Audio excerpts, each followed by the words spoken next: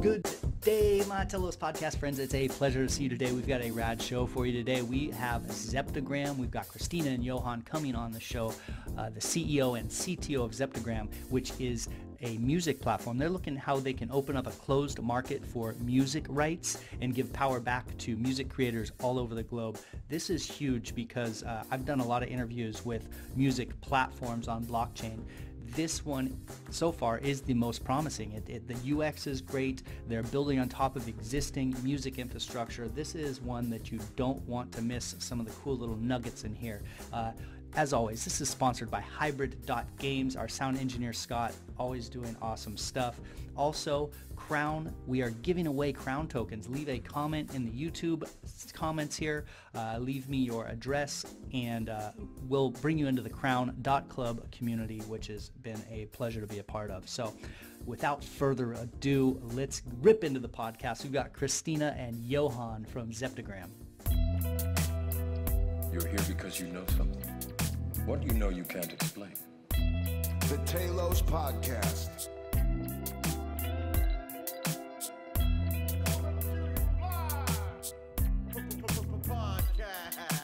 You stay in Wonderland, and I show you how deep the rabbit hole goes. Good to see you today, Christina and Johan. Welcome to the Telos Podcast. Thank you. Thank you. What do you think the most interesting thing going on in Telos right now is? Telos, I'm a very new friends to Telos, so I've got to know Justin and Leah. And for me, what's new with Telos is I'm amazed by the support you get from Telos and the community and people working there, and how they support you and actually try to help you move your idea around where they can help you. And so I feel a great support from Telos, and I'm very grateful for that. That's one of the things that drew me here as well. Is it's like it's a big community and a good incubator for new applications. Yes. One of the things I've been doing the podcast for the EOS.io software now for like going on a couple of years, and getting up to 150 shows. It's transferred a little bit. It used to be all the kind of tech and the block producers and the people like building on the blockchain, and everyone was building on the blockchain. We've come to a point where now it's a lot of interesting applications like yourself, like Zeptagram, what you guys have been building, where the technology's there, and now all these cool dApps are coming in and trying stuff on top of it. So it's been a cool shift to see, and and so Telos is really excited to have such a cool project. I mean, this one sticks out for sure to me. So how'd you both think of Zeptagram, or how'd that come up? I've been a music producer here in Scandinavia for since 1989. Oh, cool. So I've been working, and I've seen the music industry, the whole business, the whole from the phase of like vinyl records to CDs and all of that. And in 2004 we had this enormous crackdown on all the the whole industry suffered because of file sharing, and music is free and all of that. So that was kind of when we were starting to figure out how to fix this, but you didn't come up with the idea until like 10 years later. No, when you're doing a startup, they always ask you, what's the pain? And I would say, we know the pain. That's why, because, and it all started, we actually needed money. So we had some music rights because we've been writing songs for one of the most famous artists here in Sweden. But because of the situation in the music industry, you really didn't see that much income from the music. So it was like, okay, how can you see something else that's valuable in the chain of music ownership? And then we actually contacted an auction house, 100-year-old auction house here in Sweden, and asked them, would you like to sell our music rights on an auction and just make sort of a fun thing, but online at auction? They said, wow, we haven't done that before. I said, well, we'll walk you through the process of ownership for music. So it actually started with an auction house.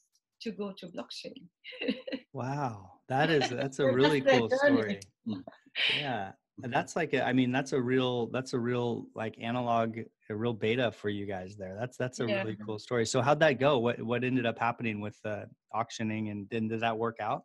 The website broke. Yeah, because and they were so interested, and we believed first that it was the publishers and the labels would buy the music, but it was actually the fans who bought the music for the highest bid. So then we're like, okay, this worked for us, but we want to do it for more people, because if we had pain, we were quite successful in what we're doing, but still it was a little bit, trouble in the business. We have a lot of other people who have that problem, and we want to solve it for them. And also the music industry is very untransparent. So you want to decentralize it, you want to create transparency. And of course, when you come across blockchain, it's a aha. Yeah. You just felt, aha, this is a perfect match. And then we were actually in one of 300 startups ideas that the European Union had a project they wanted to apply blockchain to business ideas. So they chose amongst 300, and we bought 10 of them that they selected. So we had this incubator in London, Amsterdam, and Berlin, and then went to Zurich and were there for 1 month. So we actually started working with a company called Lykke. It's a Swiss and currency exchange. And they loved the idea, so they said, we will build you your MVP for free. Wow. Yeah, so they actually built our first MVP, and we were working with them. We did a Bitcoin blockchain first, and then we did one on Ethereum. And then we met Sukesh. He said, why are you using Ethereum? You should use Telos. Yeah. And what made us to really choose Telos was, yes, it was faster, but it consumed less energy. And I think that was a good thing, because I believe in technology, and I do believe with technology, we will actually make the improvements we need to do. So you can do blockchain, you don't have to be anti-blockchain and don't consume that much energy. So that's one of the good things that I really liked about Telos. Yeah, man, there's a lot to unpack there. What a cool story. I'm interested in the team that helped you build the interface. It sounds like you had a team that's built a lot of exchanges before, and so you've kind of got this new idea, but some expertise in building an exchange. What's your exchange look like, and how's kind of the functionality on that? You mean as it is now? Yeah, and as it is now, and then what are you kind of hoping to grow into in the future? No, I mean, we want to be, as your one's favorite word, a blockchain power tool for the music industry. Oh yeah, I like that. Cool. Yeah, but you came up with that. Yeah, but we want to. This has to be a tool that can be used for them. I mean, it's not someone against someone. It's like the independent artists can use it, but even the publishers can use it, because they also don't have a marketplace. You have to know this guy. You have to have the string with that guy. But in this way, you have an open marketplace where people can do business, small and big. So our vision is really to decentralize this process and make it more transparent and give more people the chance to really create to be a publisher if they want to, or just manage their own rights and keep in contact with their fans and create a community around themselves. Yeah, it sounds like there's a lot of sticking points in the industry as it is. So you mentioned that you made, both of you, it sounds like, made songs for some famous people, and then there's a lot of sticking points where you weren't getting the value back out of that. What are those sticking points? What's that process that's the problem? One of the problems with that process is that, first of all, if you are published, and you will have to give away 30% of your ownership of your music, and the rest of your life, and actually 70 years, as in Europe, after you're dead. That's the publisher. But with Zeptagram, you can actually say, yes, fans, come and invest in me. I will give you only 30 years for 30%. Okay. So it's more flexible for the composers. Or 10%. Yeah, so, yeah. And also you can have you're not tired. You have more flexibility towards your fans to really, and and then you get a market value. The market value that you can actually take to the bank and say, yes, it's like a share. I want to, buy something, so I want to loan something on this, for instance, which you cannot do today unless you are very famous. But if you have a market value of something, then there is a value there. That is not only valued by you. Yeah. So what do you think is happening with kind of the market value as things stand? Because there's it's kind of a closed marketplace, so that's obviously affecting. It's not like the free market value. Do you think prices are higher than they should be for music, lower than they should be for music, or is it just that the right people aren't getting the revenue?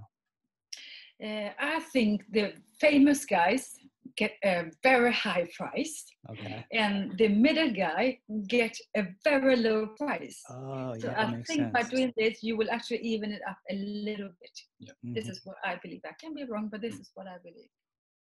That would make sense. That would make a lot of sense, though, because all of in the closed marketplace, the producers are kind of forced to seek out hits and put all their energy and all their marketing and everything goes into just finding these hits, so they can get money out of it, which leaves a lot of the mid-range people behind. But also for the music labels, because it's very expensive to create a new artist.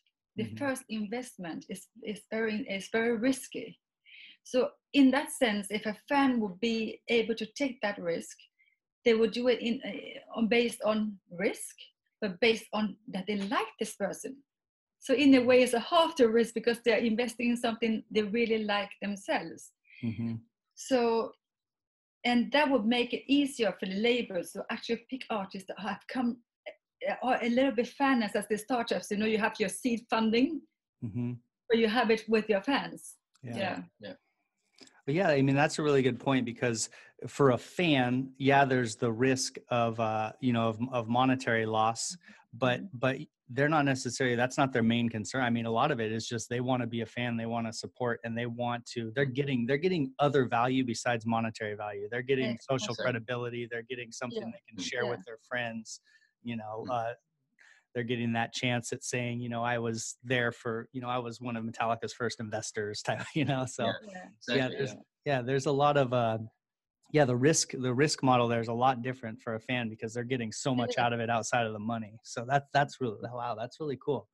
But also you have to think about 100 years ago, people actually collected stamps. So, but we are digital people, so maybe we want to collect record and music tokens. Music shares. I mean, that's another great point too. Is this it's bringing like Beanie Baby mentality into something that actually has like some tangible value. It's kind of a cool crossover there. What's kind of your strategy to bring artists in, and what's that look like right now? Well, what we've done now is that we actually focus on building this platform and getting it out. And, as you know, small things with a new launch platform. So, but now this morning we did a podcast. This is our second today. And before, I've never done a podcast. Congratulations, you guys are going. So we are into marketing mood. So we did a podcast for Spotify to address the people that we want to get on board, because as I say, this is not like you're going to call us. It's an application that once you download this and you go into the web, you actually do all of it yourself. So our main purpose is to really get people aware of the platform, market it, and we are going to have an event in Los Angeles. Oh, cool! And in December the 6th. With a guy who's from the music industry, Sela, and he's going to do together with Telos, backed with the Telos Foundation, which are very helpful. And then we are planning to have one event in San Francisco, and we take city by city and just make small events. And we are going to market and hopefully through Telos Foundation and meet the crypto and community, because they are the first to really understand what we are doing. I think they have easier to understand the application than most people don't even know what a token is. Yeah, exactly. Even though people don't know what a token is, I went and downloaded the app and then went into your, went through, and it's got great functionality, and it's just kind of fun. How it is right now, or what I saw, the blockchain is fairly abstract. You're not having to do a bunch of technical things. You're getting to No. log into an app, and then you're looking at pictures of like album covers and music. And then what I thought was really slick was the ability to, the first thing I wanted to do obviously was like hear what this music is. And then it has a direct link over to YouTube where you can hear the music. I mean, it's the functionality is fantastic. It's actually fun. So I can see it. That being I think it will be very playful. Mm-hmm. Yes. Yeah.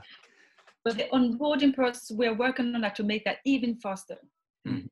Because you need KYC and AML. So we are trying to find a solution that is a little bit faster, because people don't have the time really. Yeah. That's actually when I hit purchase and it said do your KYC or whatever pop-up came up, and that's where I exited actually. So I don't know what I don't know what the KYC process is. What's that? Yeah, what is that? that. What is the KYC process right now, or what's that look like? Civic. No, they're good, but Okay. the thing is, it takes. I mean, you have to take your driving license and all that. But there are new systems. Everything's fast moving. That where you just scan your face and then 20 seconds is over. Mm-hmm. So even though it's expensive, I think for this application we will have to do that, because that's the key to not be stuck with a KYC. Mm-hmm. Yeah, that is the key, is to make that part fast for sure. Yeah. But it's solid. It's very solid, Civic. Oh yeah, that's they've been building that project for a while. They're doing good. Yeah, you know Civic. Yes, I'm familiar. Yeah. Absolutely. So are the rights to the songs, are they like specific to, so you're getting intellectual property rights is the way I understand it, right? And you're giving away, let's say 10 to 30%, or you're selling 10 to 30% shares in the intellectual property. So where are the royalties kind of calculated from? Is there like an oracle to bring in royalties, or how do you know how much the music's been selling for, and how do you tie that to the blockchain? Yeah, because we are a publisher connected to a collecting agency, and that collecting agency is also connected to collecting agencies around the globe. Okay. So each song has an international code when it's registered, because the song has to be registered with some agency to be able to be on our platform. So it's a ISW. Yeah. Yeah. And then you need your identity for the song and yourself as a composer to be able to be on. That's why you have this investor, KYC, and you have the publisher KYC, because it's so different. So you have to be known. You have to be, we know that you are a real person that has rights. You own the rights. You send in that information.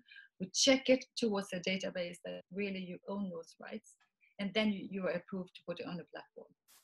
Okay, great. So there's already, it sounds like this infrastructure that's in place for tracking all this. You're really just giving the ability to trade it more freely, it sounds like. Yes.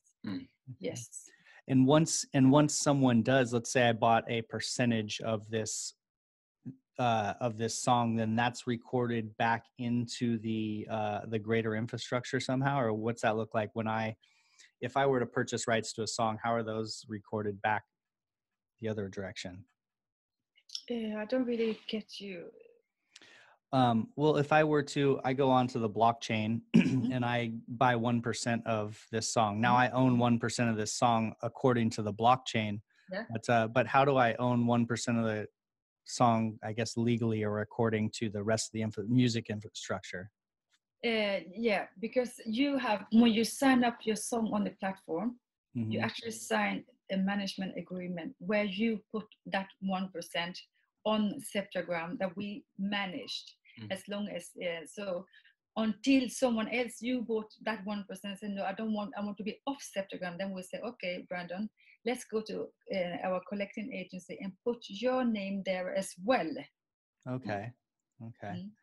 Interesting. Yeah, this is what I like about Zeptagram, what you've done differently than I've talked to a few music things, is that you have tied into these giant infrastructures that are already there and kind of have simplified those, whereas a lot of other projects are trying to build their own infrastructures. For example, there's ones that are trying to stream, they're trying to basically build something like YouTube or like these giant projects. I think that I mean, not that this isn't a giant project, this is a giant project, but I think to do such a big project, it needs to tie into the existing infrastructure really simply. It sounds like you guys are kind of to doing start that. with, and in time, because I would love to see the collecting agencies use blockchain. Mm-hmm. And I would like to see you one as a producer to produce the music and actually code it with a code with AI blockchain, so it's traceable all the way from the start. Mm-hmm. So it's never published without how you trade it on the blockchain. So there's a lot of other startups that needs to get there, and we will be like an ecosystem for that. And I think that will happen in time. Yeah. What do you see outside of like this is, it sounds like any intellectual property could be a candidate for this. Do you see things outside of music, or what do you think outside of music could expand into? We're actually very interested in the gaming industry. Oh, okay. Yeah. I think they will love it because they are a crowd that are in front of the computers already. For them to be living and using, owning everything in a computer is natural. So I think that's an interesting, it's a huge market. It's really, and you have a lot of rights there as well, intellectual properties in the gaming industry. Okay. Are like intellectual properties as far as of design or apps or what kind of intellectual property is there in gaming? I'm not real familiar. Well, it depends on what they defended, because it's like a script. If you so if you write a script, you have an intellectual property of that as well. So people will pay. I mean, the games that you are playing, someone is getting royalties for everybody to play it. So that is the royalty that you will be sharing. Oh, okay. Okay. When you're talking about trademarks, that's the same. Trademarks is also something you can. I mean, as we say, Coca-Cola's trademark is probably more valuable than the factories. Yeah. Yeah, interesting. So they could separate that company and just have the trademark as a company. Can we talk a little about the like the tokens and how that system works? So from the music creator standpoint, say I were to create a song, then I want to tokenize it on Zeptagram. What's that look like from my end?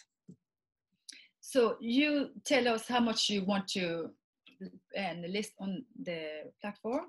So that amount will become 100% music tokens for that listing. Okay. For that listing. So then you can list it and sell it over. But if you want to list and the rest of the 70% again, then you will actually have to create a new for that listing. Because we had to choose, you could do it another way that you had like 100% for one song, but it's not always the same person own 100% of a song. Because you can have many shareholders in a song. So that's why we decided to do it this way. But then we trade with Zeptagram on the platform. And Zeptagram is an internal so far, because we haven't done an ICO, so it's an internal currency and that we pay out the royalties with. And then people get a kind of a song token, it sounds like, with that song name on it or something like that, that represents, okay. And then if they want to sell that song token, then they're cashing out for Zeptagram, like a Zeptagram token. No, they sell it for Zeptagrams. Okay, they sell it for Zeptagram. Converted to Zeptagrams. It looks like it's set up like a crowd sale format. So do they need to meet that? I saw that people are offering $5,000 worth of tokens, let's say. Do they need to meet that for it to go like on Kickstarter or not? Yes, because first of all, because it's this new, so we put a quite low bar that you have to meet 10% to be able to say, okay, I can take the 10%. I only have 10% of my fans that like the songs, and we didn't sell the rest, and then he gets back his rights that he didn't sell, because otherwise it would be very difficult to really meet, and so much work, and maybe, I mean, and they can decide that they don't want it, or they can have 10% if it's okay with them. But that's a step more that we have to take then. to ask them, do you want to accept this, or do you want to just burn all of it? That's great. And so we've talked about kind of where it came from, and where you're at now. What's your roadmap look like for the next 6 months? Sounds like you've got the platform built and you're starting to do a little bit of marketing. Are you still in build mode, testing mode? Are you getting more into marketing, or where are you guys headed now? We are out there, but I mean, as we have a lot of ideas, so meanwhile we will keep on building parallel with this to improve. And then, because you learn a lot by building what you didn't know a year ago, you know today. So we have some ideas already how we want to improve it and make it easier for the user. And of course, we're going looking for investments now to take the next step. So that's what we're going to do. Market, sell, market. This is what we're doing. Cool. What instruments do you play? It sounds like both of you play instruments. What do you do? I play guitar and sing. Oh, nice. And play bass. And the normal instruments. Yeah, that was a beautiful setup you just showed. Yeah. When I met you 20 years ago, I played the guitar. Oh, okay. But since you were so much better than I stopped playing the guitar. I just sing now and write songs. Yeah. Oh, it's great that you both kind of turned this passion for music and this into the startup at this point. That's really cool. Yeah. What do you think? How do you think the music industry changes down the road, maybe 10, 20 years from now, if all of this peer-to-peer interaction and things like that start taking off? How do you think that changes the landscape? No, I'm very positive. I think it's a positive outlook for the music industry. As I say to them, that last time we were standing crying, letting the tech world, crush us. This time we should be leading, be ahead of it, and change it. Because if we did last time, the people consuming music will not be going to Facebook or anything else. It will go to the music industry. Now we're crying about that. We should not. We should just be ahead with tech. Mm-hmm. So I think if they do and learn from their own mistakes and decentralize and engage all these people that are interested in the music, and also track where the music is used and get this communication between fans and creators, I think it's a bright future. Yeah. Hopefully we get more musicians out there if they have a better avenue to feed themselves, it can make the world a more musical place. That'd be cool. Yeah. Well, this has been a fantastic talk. This is one of my favorite projects right now. So I'll be. Oh, thank you. Yeah. Do you have any final words? Anything you'd like people to know about Zeptagram as we start to wind down here? Please go to Zeptagram.com.